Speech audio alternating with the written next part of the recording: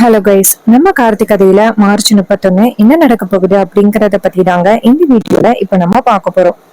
வீடியோவுக்கு மறக்காம லைக் பண்ணிக்கோங்க. நீங்க லைக் பண்றதுதான் எங்களுக்கு அடுத்த வீடியோ போடுறதுக்கு ரொம்ப இன்ட்ரெஸ்டிங்கா இருக்கும். மறக்காம லைக் பண்ணிட்டு இந்த வீடியோவை தொடர்ந்து பாருங்க. என்ன நடக்குது அப்படின்னு பாத்துக்கிட்டீங்கன்னா, நம்ம டாக்டர் இருக்காங்கல்ல, அவங்க சொல்றாங்க, இங்க பாருங்க, அவங்களுக்கு சக்சஸ்ஃபுல்லா ட்ரீட்மெண்ட் முடிஞ்சிருச்சு. சோ நீங்க இனிமே அவங்கள பத்திரமா வீட்டுக்கு கூட்டிட்டு போகலாம் அப்படின்னு சொல்றாங்க. இதை கேட்டதும் நம்ம ஈஸ்வரிக்கு செம்ம ஹாப்பி ஆகுது.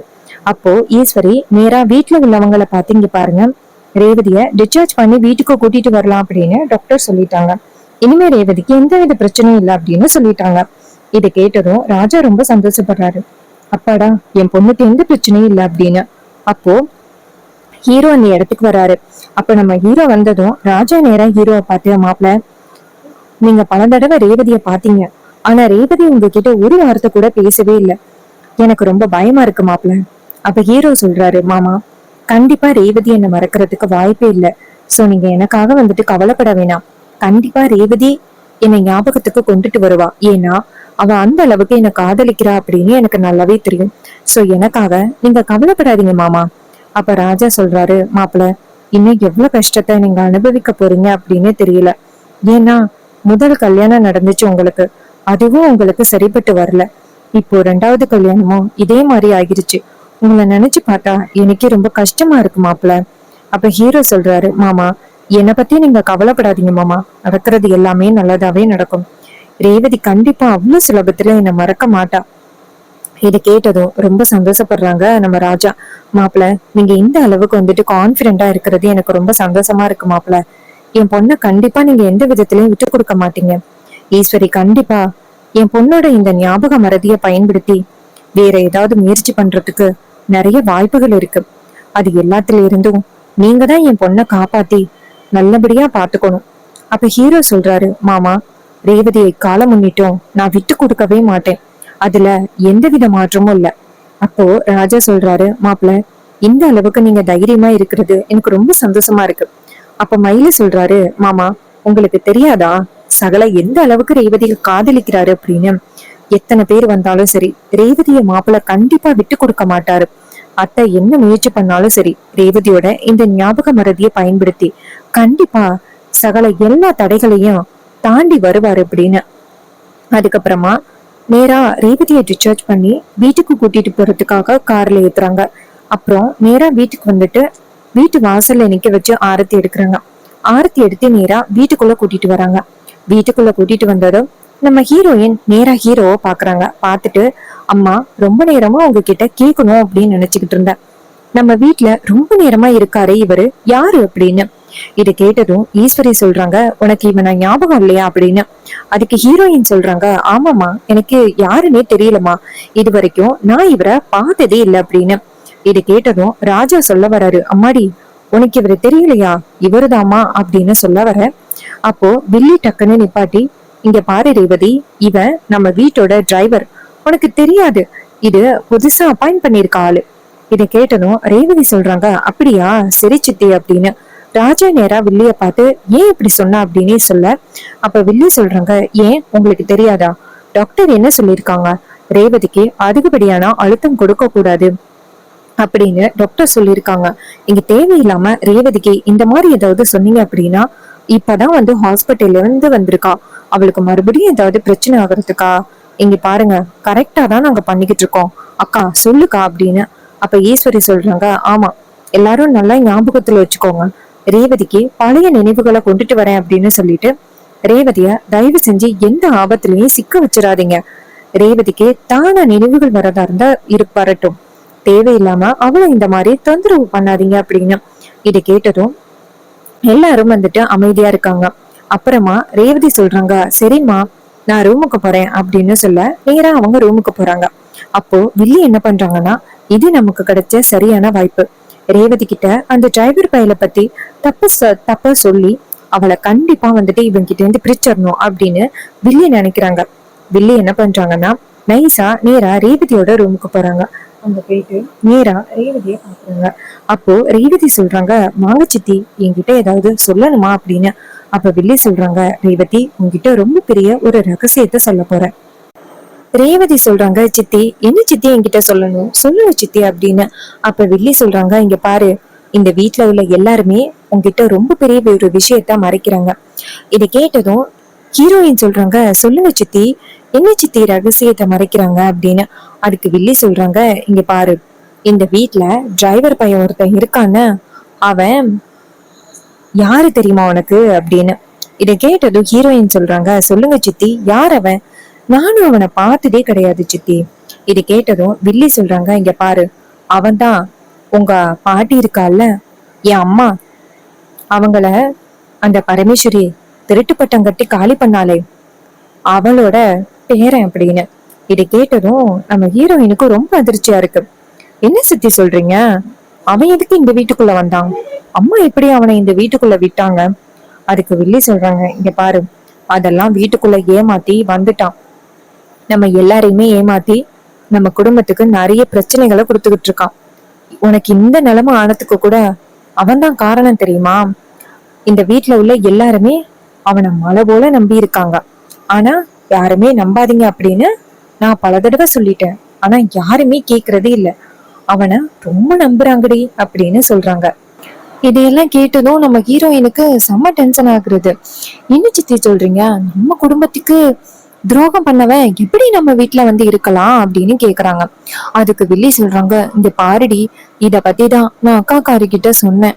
ஆனா அக்கா இதையெல்லாம் பெரிய விஷயமா எடுத்துக்கவே இல்லை தெரியுமா? இங்க பாரு, நான் இந்த விஷயத்த சொன்னேன் அப்படின்னு நீ வீட்டுல யாருக்கிட்டையும் சொல்லாத. உன்னால மட்டும்தான் ரேவதி அவனை இந்த வீட்டை விட்டு துரத்த முடியும். இந்த வீட்டுல உள்ள எல்லாருமே அவனுக்கு சப்போர்ட்டா இருக்காங்க. உனக்கே தெரியும், உங்க அப்பாவுக்கு அவங்க அம்மாவை ரொம்ப பிடிக்கும் அப்படின்னு. அதனால அவங்க தங்கச்சியோட பையனை கண்டிப்பா விட்டு கொடுக்க மாட்டாரு. மாமா கண்டிப்பா விட்டு கொடுக்க மாட்டாரு. இப்போ உன்னோட மாமா இருக்காரு இல்ல, அவருக்கு கூட ஒரு ஹோட்டல் வாங்கி கொடுத்துருக்காராம். இதே மாதிரி காசை காட்டியே எல்லாரையுமே ஏமாத்திட்டாரு தெரியுமா? இங்க பாரு, ஒரு விஷயத்த நல்லா ஞாபகத்துல வச்சுக்கோ. உன்னால மட்டும்தான் அவனை இந்த வீட்டை விட்டு துரத்த முடியும். இல்லைன்னு வச்சுக்க, அவனால மறுபடியும் இந்த குடும்பத்துல யாருக்காவது ஏதாவது ஆகிரும். இதை கேட்டதும் ஹீரோயின் சொல்றாங்க, சித்தி, கண்டிப்பா இந்த குடும்பத்துல உள்ள யாருக்கும் எந்தவித ஆபத்தும் வராம பாதுகாக்க வேண்டியது என்னோட பொறுப்பு. அவனுக்கு எவ்வளவு தைரியம் இருந்தா இந்த வீட்டுக்குள்ள வந்து எல்லாரையும் ஏமாத்துவான். சித்தி, நான் பாத்துக்கிறேன். இனிமே அவனால இந்த குடும்பத்துல உள்ள யாரும் எந்த வகையிலையும் பாதிக்கப்பட மாட்டாங்க சித்தி. இத கேட்டதும் வில்லி சொல்றாங்க, இங்க பாரு, நீ எடுக்கிற முடிவுலதான் இருக்குடி, நல்லா ஞாபகத்துல வச்சுக்கோ. இன்னொரு விஷயம் சொல்லவா? உன்னை நல்லா ஏமாத்தி உன்னை கல்யாணம் பண்ணிட்டான் தெரியுமா? உனக்கு அந்த கல்யாணத்துல கூட விருப்பம் இல்ல. நீ வேணா உன்னோட கல்யாண வீடியோவை பாரு. அதுல நீ விருப்பமே இல்லாம உட்கார்ந்துருக்கிற. அவன் தாலி கட்டுறத உனக்கு சுத்தமா பிடிக்கவும் இல்ல. எப்படியாவது இந்த கல்யாணத்தை வேண்டான்னு சொல்லலாம்னு நினைச்ச. ஆனா அவன் உன் கழுத்துல தாலி கட்டிட்டான். அதை வச்சுதான் அவன் இந்த வீட்லயே செட்டில் ஆயிட்டு இருக்கான் தெரியுமா? இதை கேட்டதும் நம்ம ஹீரோயினுக்கு செம்ம கோவம் வருது. அவனுக்கு எவ்வளவு தைரியம் இருந்தா அவன் இப்படி பண்ணுவான்? நான் அவனை கேக்குறேன் அப்படின்னு. அதுக்கு வில்லி சொல்றாங்க, இங்க பாரு, இந்த விஷயம் எல்லாத்தையுமே நான் தான் சொல்லி கொடுத்தேன் அப்படின்னு மட்டும் யாருக்கிட்டையும் சொல்லிடாத. ஏன்னா எல்லாரும் இப்ப என்ன தப்பா நினைச்சுக்கிட்டு இருக்காங்க.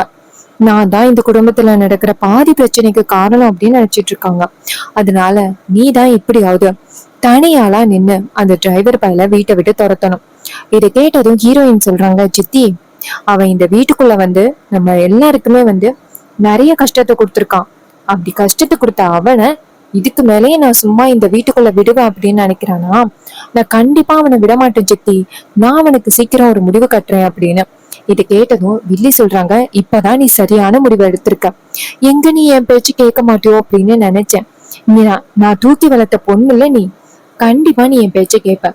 அப்ப ஹீரோயின் சொல்றாங்க, சித்தி, நீங்க எந்த அளவுக்கு என்ன நல்லபடியா பாத்துக்கிட்டீங்க அப்படின்னு எனக்கு தெரியும் சித்தி. சோ கண்டிப்பா நான் உங்களை விட்டு கொடுக்க மாட்டேன் சித்தி. இதை கேட்டதும் நம்ம வில்லிக்கு ரொம்ப சந்தோஷமா இருக்கு. அப்ப வில்லி யோசிச்சு பாக்குறாங்க, அடியே, என்னையும் என் புருஷனையும் நீயும் உன் புருஷனும் சேர்ந்து பிரிச்சிங்கல்ல, உங்களை பிரிக்கிறதுக்கு அந்த கடவுள் எனக்கு ஒரு சரியான வாய்ப்பு கொடுத்துருக்காங்க. இந்த வாய்ப்பை நான் பயன்படுத்தாம இருப்பேனா? உங்க ரெண்டு பேரையுமே பிரிச்சு உங்க ரெண்டு பேரையுமே நான் கஷ்டப்படுத்துறேன்டி. அந்த டிரைவர் பையனை இந்த வீட்டை விட்டு அனுப்பிட்டேன்னா அதுக்கப்புறம் அக்காக்காரி யாரும் காப்பாற்றவே முடியாது. அவளை என்னால முடிஞ்ச அளவுக்கு நான் பழி வாங்குவேன் அப்படின்னு வில்லி நினைக்கிறாங்க. அப்ப நம்ம ஹீரோயின் சொல்றாங்க, சித்தி, என்ன யோசிக்கிறீங்க?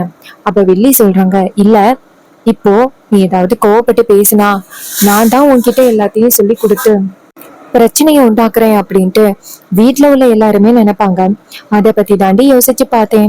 அப்ப ஹீரோயின் சொல்றாங்க, சித்தி அப்படியெல்லாம் உங்களை யாரும் தப்பா நினைக்க மாட்டாங்க, நான் பாத்துக்கிறேன் சித்தி அப்படின்னு சொல்லிட்டு வெளியில வராங்க. வெளியில வந்ததோட ஹீரோ நின்றுட்டு இருக்காரு. ஹீரோயின் நேரா ஹீரோவை பார்த்து, டேய் டிரைவர் இங்க வா அப்படின்னு சொல்ல, நம்ம ஹீரோ வந்துட்டு நேரா ரேவதி கிட்ட போயிட்டு சொல்லு ரேவதி. அப்ப ஹீரோயின் சொல்றாங்க, என்ன ரேவதியா, எவ்வளவு தைரியம் இருந்தா என் பேரை சொல்லுவேன், உனக்கு நான் முதலாளி ஞாபகம் இருக்கா இல்லையா, நீ யாரு, எதுக்காக இந்த வீட்டுக்குள்ள வந்திருக்க, எப்படி நீ என்ன கல்யாணம் பண்ண அப்படிங்கிற எல்லா விஷயத்தையும் நான் தெரிஞ்சுக்கிட்டேன். அப்ப ஹீரோ சொல்றாரு, என்ன சொல்ற?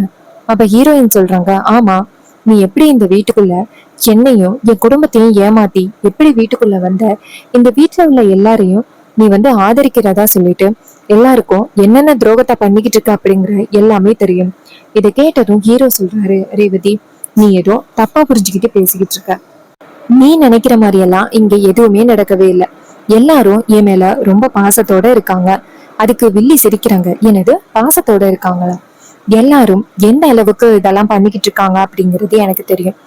இது கேட்டதும் நம்ம ஹீரோ சொல்றாரு, இங்க பாரு, யாரோ ஏதோ தப்பா சொன்னதை கேட்டுக்கிட்டு இப்படி பண்ணிக்கிட்டு இருக்க. அதுக்கு ஹீரோயின் சொல்றாங்க, நான் இப்பதான் சரியா புரிஞ்சுக்கிட்டு இதெல்லாம் பண்ணிக்கிட்டு இருக்கேன். இதே மாதிரி வீட்டுக்குள்ள இருந்துட்டு குடும்பம் எல்லாத்தையுமே கலைச்சு எப்படியாவது எங்க அம்மாவை காலி பண்ணணும் அப்படின்னு நினைச்சுதானே இந்த வீட்டுக்குள்ள வந்துட்டு இருக்கேன். உன் விஷயம் எல்லாத்தையும் பத்தி சித்தி என்கிட்ட சொல்லிட்டாங்க. அப்ப ஹீரோ சொல்றாரு, என்னது சித்தியா? ஓ, சந்திரா மேடம் சொன்னதை வச்சுதான் நீ இப்படி பேசிக்கிட்டு இருக்கியா? இங்க பாரு, அவங்க எப்படிப்பட்டவங்க அப்படின்னு உனக்கு தெரியல. அவங்கனால இந்த குடும்பத்துல எல்லாரும் எந்த அளவுக்கு கஷ்டப்பட்டாங்க அப்படிங்கறத பத்தி உனக்கு தெரியல. அதனாலதான் இப்படி பேசுற. தயவு செஞ்சு நீ அவங்கள நம்பி எந்த விஷயத்திலையும் நீ இறங்காத. அப்ப ஹீரோயின் சொல்றாங்க, இங்க பாரு, எனக்கு தெரியும் எந்த விஷயம் உண்மை எது பொய் அப்படின்னு எனக்கு நல்லாவே தெரியும். நீ எனக்கு அட்வைஸ் பண்ணணும் அப்படின்னு அவசியமே இல்லை. இதை கேட்டதும் ஹீரோ சொல்றாரு, இங்க பாரு, தவறா புரிஞ்சுக்கிட்டு நீ இதெல்லாம் பேசிக்கிட்டு இருக்க, ஒழுங்கா சொல்றது கேளு. அப்ப ஹீரோயின் சொல்றாங்க, எனக்கு என்ன முடிவெடுக்கணும் அப்படிங்கறத பத்தி எனக்கு நல்லா தெரியும், எனக்கு நீ அட்வைஸ் பண்ணணும் அப்படின்னு அவசியமே கிடையாது. எங்க அம்மா ரொம்ப பாவம், பாட்டியை இழந்துட்டு எந்த அளவுக்கு கஷ்டப்பட்டாங்க அப்படின்னு அது எனக்கு தான் தெரியும். நீ இந்த குடும்பத்துல உள்ளவங்களை எப்படியாவது கஷ்டப்படுத்தணும் அப்படிங்கிற ஒரு நோக்கத்துல உள்ளார வந்திருக்க.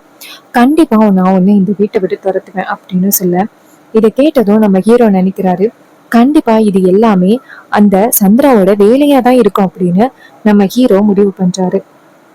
அப்ப சந்திரா தூரத்துல இருந்து ஹீரோவை பார்த்து நான் கலாசிரிக்கிறாங்க. அப்ப ஹீரோ முடிவு பண்றாரு, சோ இது எல்லாமே இவளோட வேலை தானா அப்படின்னு நம்ம ஹீரோ ஃபைனல் பண்ணிடுறாரு. நம்ம ஹீரோயின் ஹீரோவை மறந்தது பிறகு ஹீரோ கிட்ட நிறைய சண்டைகள் போடுறதுக்கு வாய்ப்புகள் இருக்கு.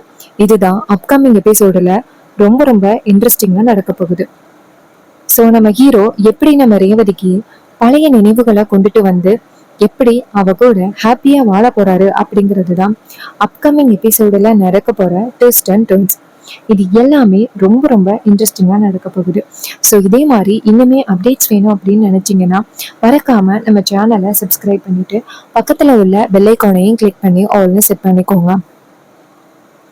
அப்பதான் அடுத்த வீடியோ போடும் பொழுது உங்களுக்கு நோட்டிபிகேஷன் வரும், பார்க்கலாம். ஸோ இதே மாதிரி வேற ஏதாவது ஒரு கதையில பார்ப்போம். அது மட்டும் இல்லாம நம்ம கிட்ட ஹேர் கிளிப்ஸ் அண்ட் ஆக்சசரிஸ் எல்லாமே different types and different colours and different வெரைட்டிஸ்ல இருக்கு. சாட்டின் ஸ்க்ரன்ச்சீஸ் எல்லாருக்குமே ரொம்ப பிடிக்கும். இந்த சாட்டின் ஸ்க்ரன்ச்சீஸோட ரேட் பார்த்தீங்கன்னா ஜஸ்ட் 5 rupeesக்கு உங்களுக்கு கொடுக்குறோம். ஸோ உங்களுக்கு ஹோல்சேல்ல வேணும் அப்படின்னாலும் நீங்க பை பண்ணிக்கலாம். இந்த சாட்டின் ஸ்க்ரன்ச்சீஸ் பத்தி நீங்க தெரிஞ்சுக்கணும் அப்படின்னா கமெண்ட்ல ஹாய் அப்படின்னு மெசேஜ் பண்ணுங்க. இந்த ப்ராடக்ட்டை எப்படி பை பண்றது அப்படிங்கறத பத்தி சொல்றேன். அது மட்டும் இல்லாம வீட்ல இருந்தே பிசினஸ் பண்ணணும் அப்படின்னு நினைச்சாலும் உங்களுக்கு நான் சூப்பரான ஒரு ஆஃபர் கொடுத்துருக்கேன். 499க்கு ஃப்ரீ ஷிப்பிங்கோட இந்த ஆஃபர் வருது. வேணும் அப்படின்னா சீக்கிரம் ஆர்டர் பிளேஸ் பண்ணி பை பண்ணுங்க. இதே மாதிரி வேற ஏதாவது ஒரு கதையில பார்ப்போம். தேங்க்யூ ஃபார் வாட்சிங்.